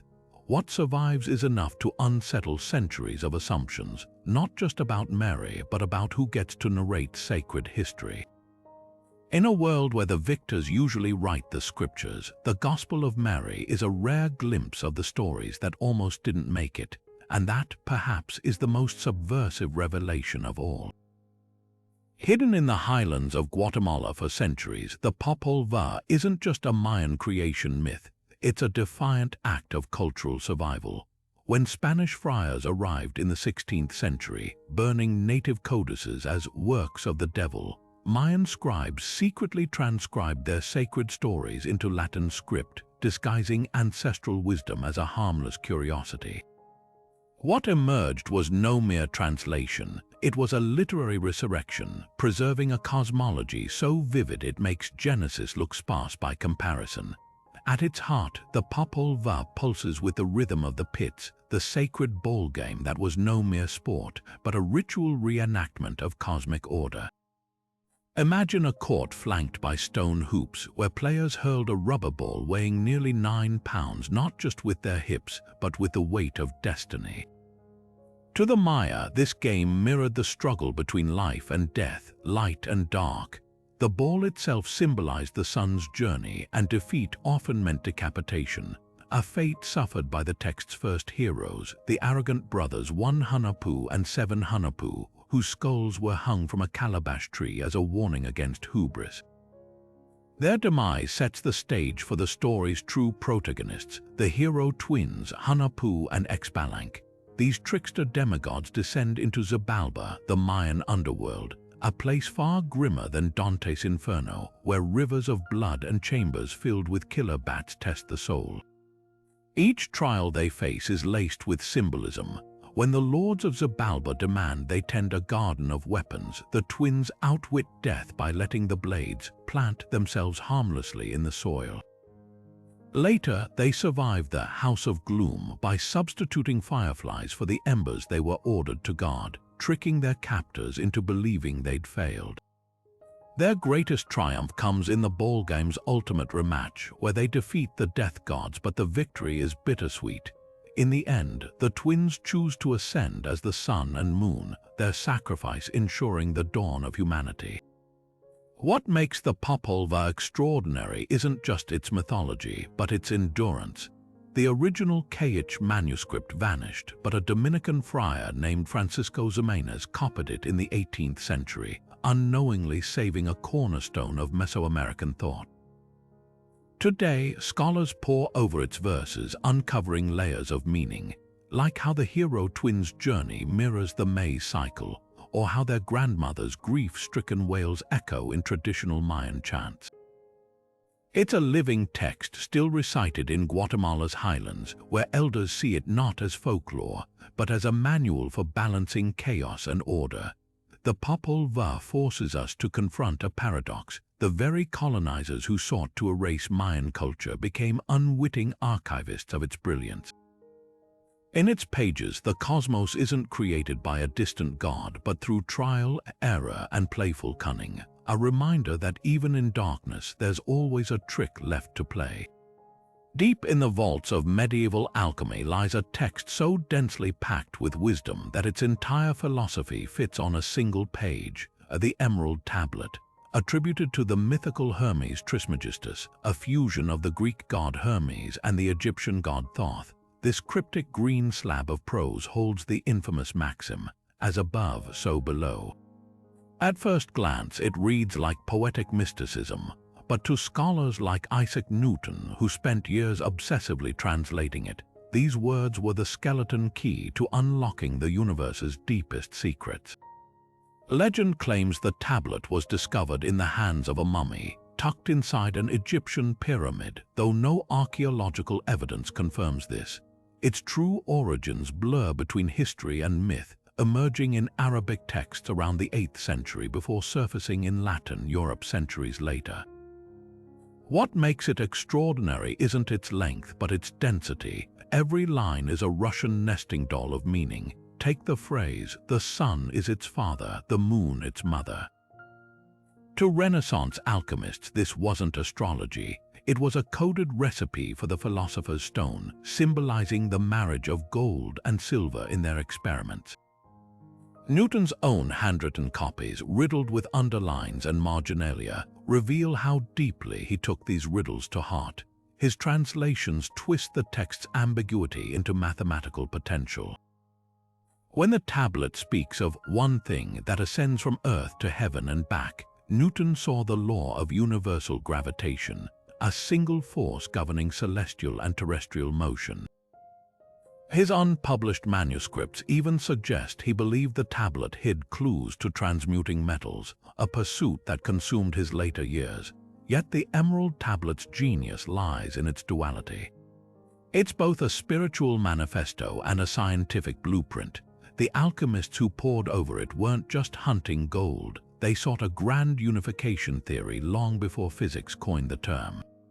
Modern chemists still debate whether phrases like "separate the earth from fire" describe laboratory techniques or meditative enlightenment. Perhaps its greatest lesson is timeless. The universe speaks in patterns, repeating its designs from the infinitesimal to the infinite. That's why, centuries after Newton, the emerald tablet still tempts us not with answers, but with the thrill of the decipher. Standing over 15 feet tall in the heart of Lhasa, the Sino-Tibetan treaty inscription isn't just a stone pillar. It's a frozen moment in diplomatic history, carved in two languages that once clashed as fiercely as empires. Dating back to 822 CE, this towering monument records the peace treaty between Tibet's King Rinpoche and China's Tang dynasty. Its bilingual text a rare glimpse into how two superpowers negotiated power when words could mean war or respite. For centuries, it stood forgotten near the Jokhang temple, its significance buried under layers of political upheaval until scholars realized it held the only surviving Tibetan account of a critical truce, one that reshaped Asia's borders. The pillar's dual narratives reveal more than just diplomatic niceties. On the Chinese side, the language is formal, almost ceremonial, framing the agreement as a magnanimous gesture from the Tang emperor to a lesser neighbor. But switch to the Tibetan script and the tone shifts dramatically. Here, the treaty reads as a hard-won compromise between equals, boasting of Tibetan military victories that forced China to the table. One line stands out: "Neither shall trespass upon the other's territory, nor shall either seek to seize the other's lands by treachery." This wasn't just legalese, it was a thinly veiled warning after decades of bloody border wars where Tibetan cavalry once raided as far as China's capital, Chang'an. What makes this inscription extraordinary isn't just what it says, but what it conceals. Modern infrared scans have uncovered erased passages where later rulers, embarrassed by admissions of weakness, scratched out references to Tibetan territorial gains. Even the pillar's location is strategic, planted in Lhasa's most sacred square, a permanent reminder to Tibetans of their ancestors' might at a time when China's Tang dynasty was buckling under rebellions. Yet the real treasure lies in the cultural details. Alongside the treaty terms, the pillar meticulously lists the gifts exchanged: Tibetan horses for Chinese silk, jade for Buddhist scriptures, a snapshot of the Silk Road's bustling trade. There's even a clause protecting merchants, proving commerce trumped politics even in wartime. Today, historians pore over these lines like detectives, noting how the Tibetan script borrows bureaucratic terms from Chinese, evidence of cultural cross-pollination amid rivalry. The pillar's survival is a miracle. It endured Mongol invasions, Qing dynasty occupations, and the Cultural Revolution's iconoclasm, shielded by layers of whitewash and neglect. Now guarded under glass, it whispers a lesson modern diplomats might heed. True peace isn't carved in victories, but in the uneasy balance between pride and pragmatism. And sometimes the most enduring treaties are those written not on paper, but in stone. Beneath the shadow of the Renaissance's scientific revolution, where thinkers like Galileo were turning telescopes toward the stars, another kind of manuscript was circulating in secret, one that claimed to map the celestial hierarchies not with mathematics, but with divine names and invocations. The Arbatel of Magic is no ordinary grimoire. Unlike the sinister reputation of books like the Key of Solomon, this Swiss-German text from the 1500s framed magic as a sacred science, a way to commune with benevolent angelic governors rather than summon demons. Its survival is itself a minor miracle, considering the fever pitch of witch hunts raging across Europe at the time. While thousands of accused practitioners were burned with their books, the Arbatel slipped through the cracks, its pages preaching a startlingly ethical approach to the occult. Central to its teachings are the Olympic spirits, 7 archangels ruling over cosmic domains, each governing everything from medicine to prophecy. Aratron, the slowest and wisest, presides over alchemy and longevity. Bether, swift as lightning, oversees Jupiter's influences, luck, wealth, and legal victories. Phaleg, martial and fierce, commands the arts of war. But here's the twist: the Arbatel insists these beings aren't to be commanded like slaves. They're dignitaries of the divine, offering wisdom only to those who approach with humility and moral purity. One passage warns, "He who seeks power for selfish gain shall find only delusion," a far cry from the coercive spells filling other grimoires. What truly sets the Arbatel apart is its ethical backbone. It dedicates entire sections to condemning necromancy and curses, labeling them the filth of magic. Instead, it advocates for a life of piety, study, and service, framing magic as a divine gift akin to prayer. The text even includes a daily spiritual regimen, rising at dawn to meditate, avoiding greed, and using knowledge to heal rather than harm. Historians speculate this moral framing might be why it escaped destruction. To an inquisitor skimming its pages, the Arbatel could pass as a devotional work, its angelic language echoing mainstream Christian mysticism. Yet the manuscript wasn't entirely spared by time. Only 9 copies are known to exist today, one famously bound with a 1582 edition of Paracelsus, hinting at its circulation among Renaissance physicians who saw no conflict between science and spirit. Modern scholars pore over its cryptic illustrations, zodiac wheels interlaced with Hebrew letters, diagrams of cosmic winds that resemble early weather maps. Some argue its angelic hierarchies influenced later esoteric movements like Rosicrucianism, while conspiracy theorists insist fragments of its rituals appear in Freemasonry's highest degrees. Perhaps the Arbatel's greatest legacy is its paradox, a manual of magic that feared magic's corruption. In an age when the line between astronomy and astrology, chemistry and alchemy was barely visible, it offered a path forward, one where seeking knowledge meant first seeking virtue. That balance, as fragile as the vellum it was written on, might be why it still whispers to us centuries later, long after louder, darker texts have turned to ash. The city of burns, flames lick the ziggurate's sacred steps as smoke blots out the moon. This isn't just destruction, it's the end of a world. Penned over 4,000 years ago, the lament for is no ordinary elegy. It's a raw, rhythmic scream into the void, mourning the collapse of Mesopotamia's greatest city at the hands of the Elamites.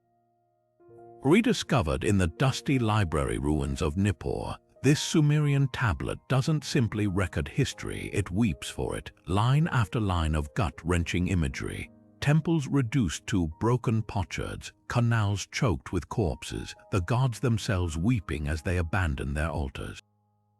What makes this ancient text extraordinary isn't just its poetic power, but how eerily it mirrors another civilization's trauma centuries later, the biblical laments over Jerusalem's fall. 2 cities, 2 catastrophes, one universal cry of grief echoing across millennia. The Lament's rediscovery in 1889 shattered assumptions about Sumerian literature. Archaeologists excavating Nippur's temple complex unearthed dozens of tablets, but this one stood out, its cuneiform signs meticulously pressed into clay, each stanza structured like a funeral dirge. Scholars were stunned by its emotional depth. Unlike dry royal chronicles, the poem personifies as a grieving widow, her loins clothed in mourning, her streets howling like a wounded animal. Even nature rebels, the poem describes rivers flowing backward, storms blighting crops, and stars raining down like shattered spearheads. This wasn't propaganda, it was trauma preserved in clay, a civilization trying to make sense of its own annihilation. The parallels to the Hebrew Book of Lamentations are impossible to ignore. Both texts use hauntingly similar metaphors: Jerusalem's widowed gates, her priests searching for food in the garbage, the divine presence departing the temple just as gods flee their smoldering shrines. Even the structural echoes are uncanny. The lament for employs a rhythmic grief refrain. How long until your heart is appeased, O my goddess? While Lamentations builds its chapters around an acrostic pattern, as if ordering chaos through art. The most chilling similarity, both blame divine wrath, not just foreign armies, for the devastation. In case, it's the god Enlil unleashing the Elamites as punishment for human pride.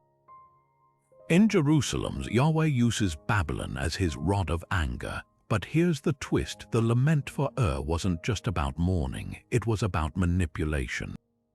Recent studies suggest these poems were ritual tools, chanted during ceremonies to coax the gods into restoring their favor. The vivid descriptions of ruin weren't passive laments, they were active persuasion, reminding the deities of what they stood to lose if they didn't intervene. A broken statue of Nana, moon god, wasn't just a tragic detail, it was a theological bargaining chip. Meanwhile, the biblical laments took a different turn, transforming collective grief into a call for moral renewal. Where the Sumerians sought to appease, the Hebrews sought to repent. The lament for forces us to confront an uncomfortable truth: civilizations don't just die by the sword. They die when their stories fade. That this tablet survived outlasting looters, erosion, and time itself is a testament to humanity's stubborn need to be remembered. Every scorched brick, every weeping deity, every broken body catalogued in its lines is a plea: do not let this be forgotten. And 4,000 years later, in museums and classrooms, we're still answering that cry, proving some bonds of empathy outlast even the mightiest empires. Buried with a wealthy woman in 4th century BC Greece, the Bologna Papyrus might look like just another crumbling scrap of antiquity until you read its words.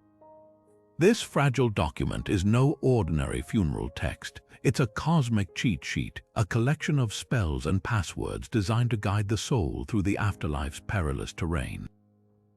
Imagine holding a 1st century BC traveler's guide to the underworld, complete with whispers for appeasing ferrymen, evading demons, and charming the gods of death. But this isn't just about safe passage. It's a rare surviving thread connecting us to the Orphic mysteries, a secretive cult that promised initiates liberation from the cycle of reincarnation. The papyrus reads like a script for the soul's journey. One passage instructs the deceased to declare, "I am the child of earth and starry heaven, my race is heavenly." This wasn't poetic flair, it was a coded claim of divine ancestry meant to bypass Hades' usual bureaucracy.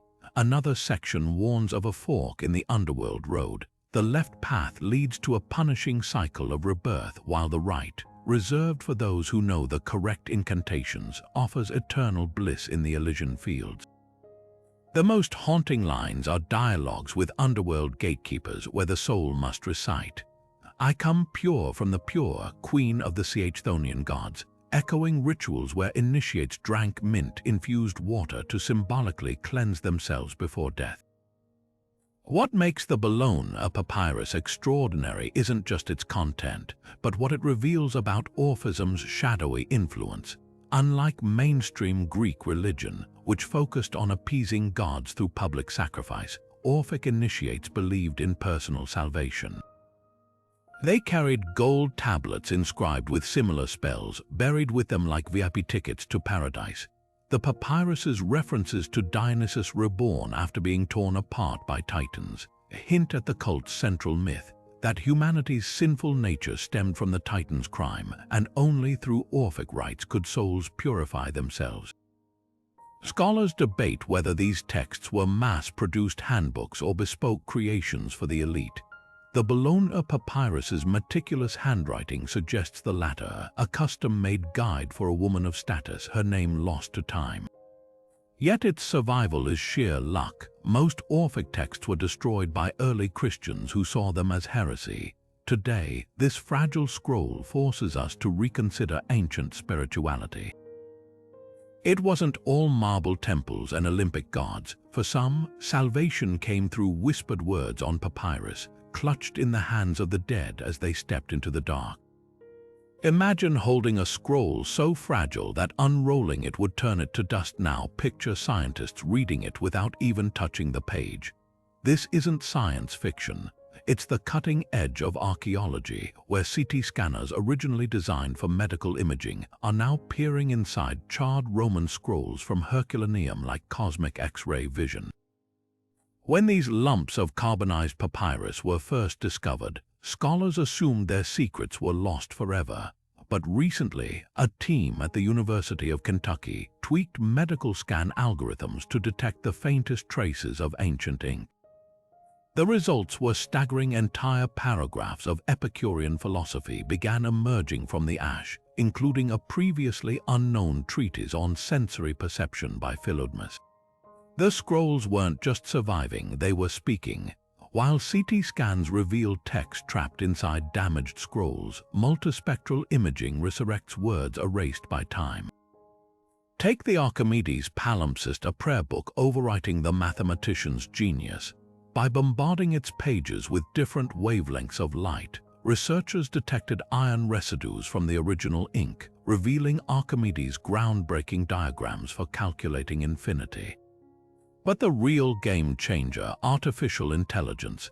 Algorithms trained on thousands of ancient scripts can now predict missing letters with eerie accuracy, like filling in a crossword with the wisdom of the ages. The Oxyrhynchus Papyri, a massive dump of Greek texts in Egypt, once considered too fragmentary to reconstruct, are being reassembled by AI that spots connections human eyes would miss. One scrap thought to be a shopping list turned out to be a lost poem by Sappho. The synergy of these technologies is rewriting history in real time. In Venice, researchers combined CT scans with AI to unlock a 6th century Byzantine ledger, its parchment so decayed it crumbled at a touch. The scans revealed hidden tax records proving the Venetian economy was far more sophisticated than historians believed. Meanwhile, at Stanford, multispectral imaging exposed invisible marginalia in a medieval Bible, notes scribbled by monks debating theology in a whispered conversation across centuries. Even the Dead Sea Scrolls, studied for decades, are yielding new secrets. Advanced spectral analysis detected letters erased by scribes, early censorship in a text once thought untouched. But the most tantalizing application lies ahead. Researchers are now training AI to decipher the Voynich manuscript's alien script by cross-referencing its patterns with every known language, living or dead.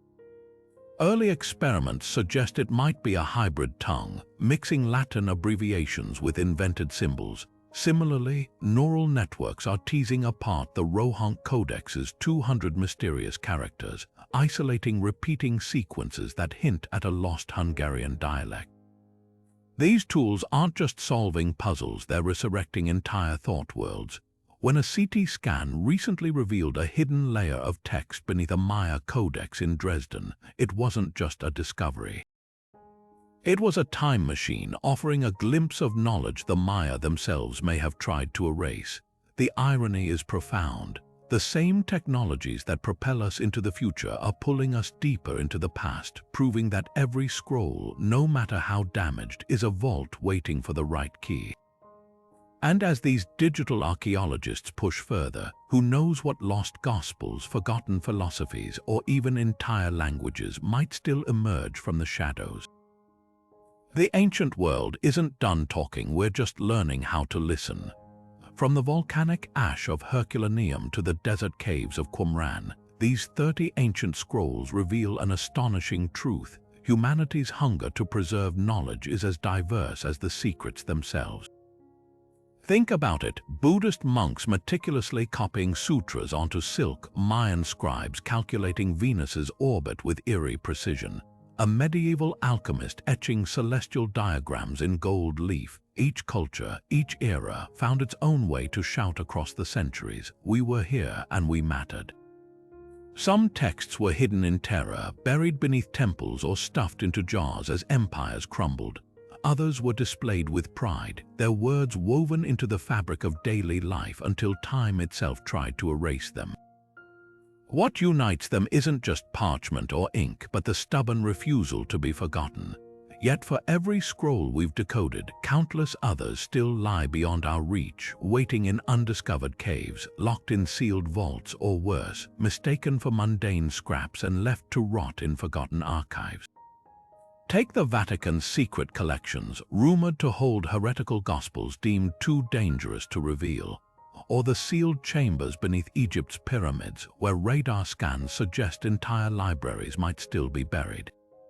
Even now, new technologies are cracking open texts once deemed unreadable. AI reconstructing crumbling tablets, particle accelerators revealing ink invisible to the human eye.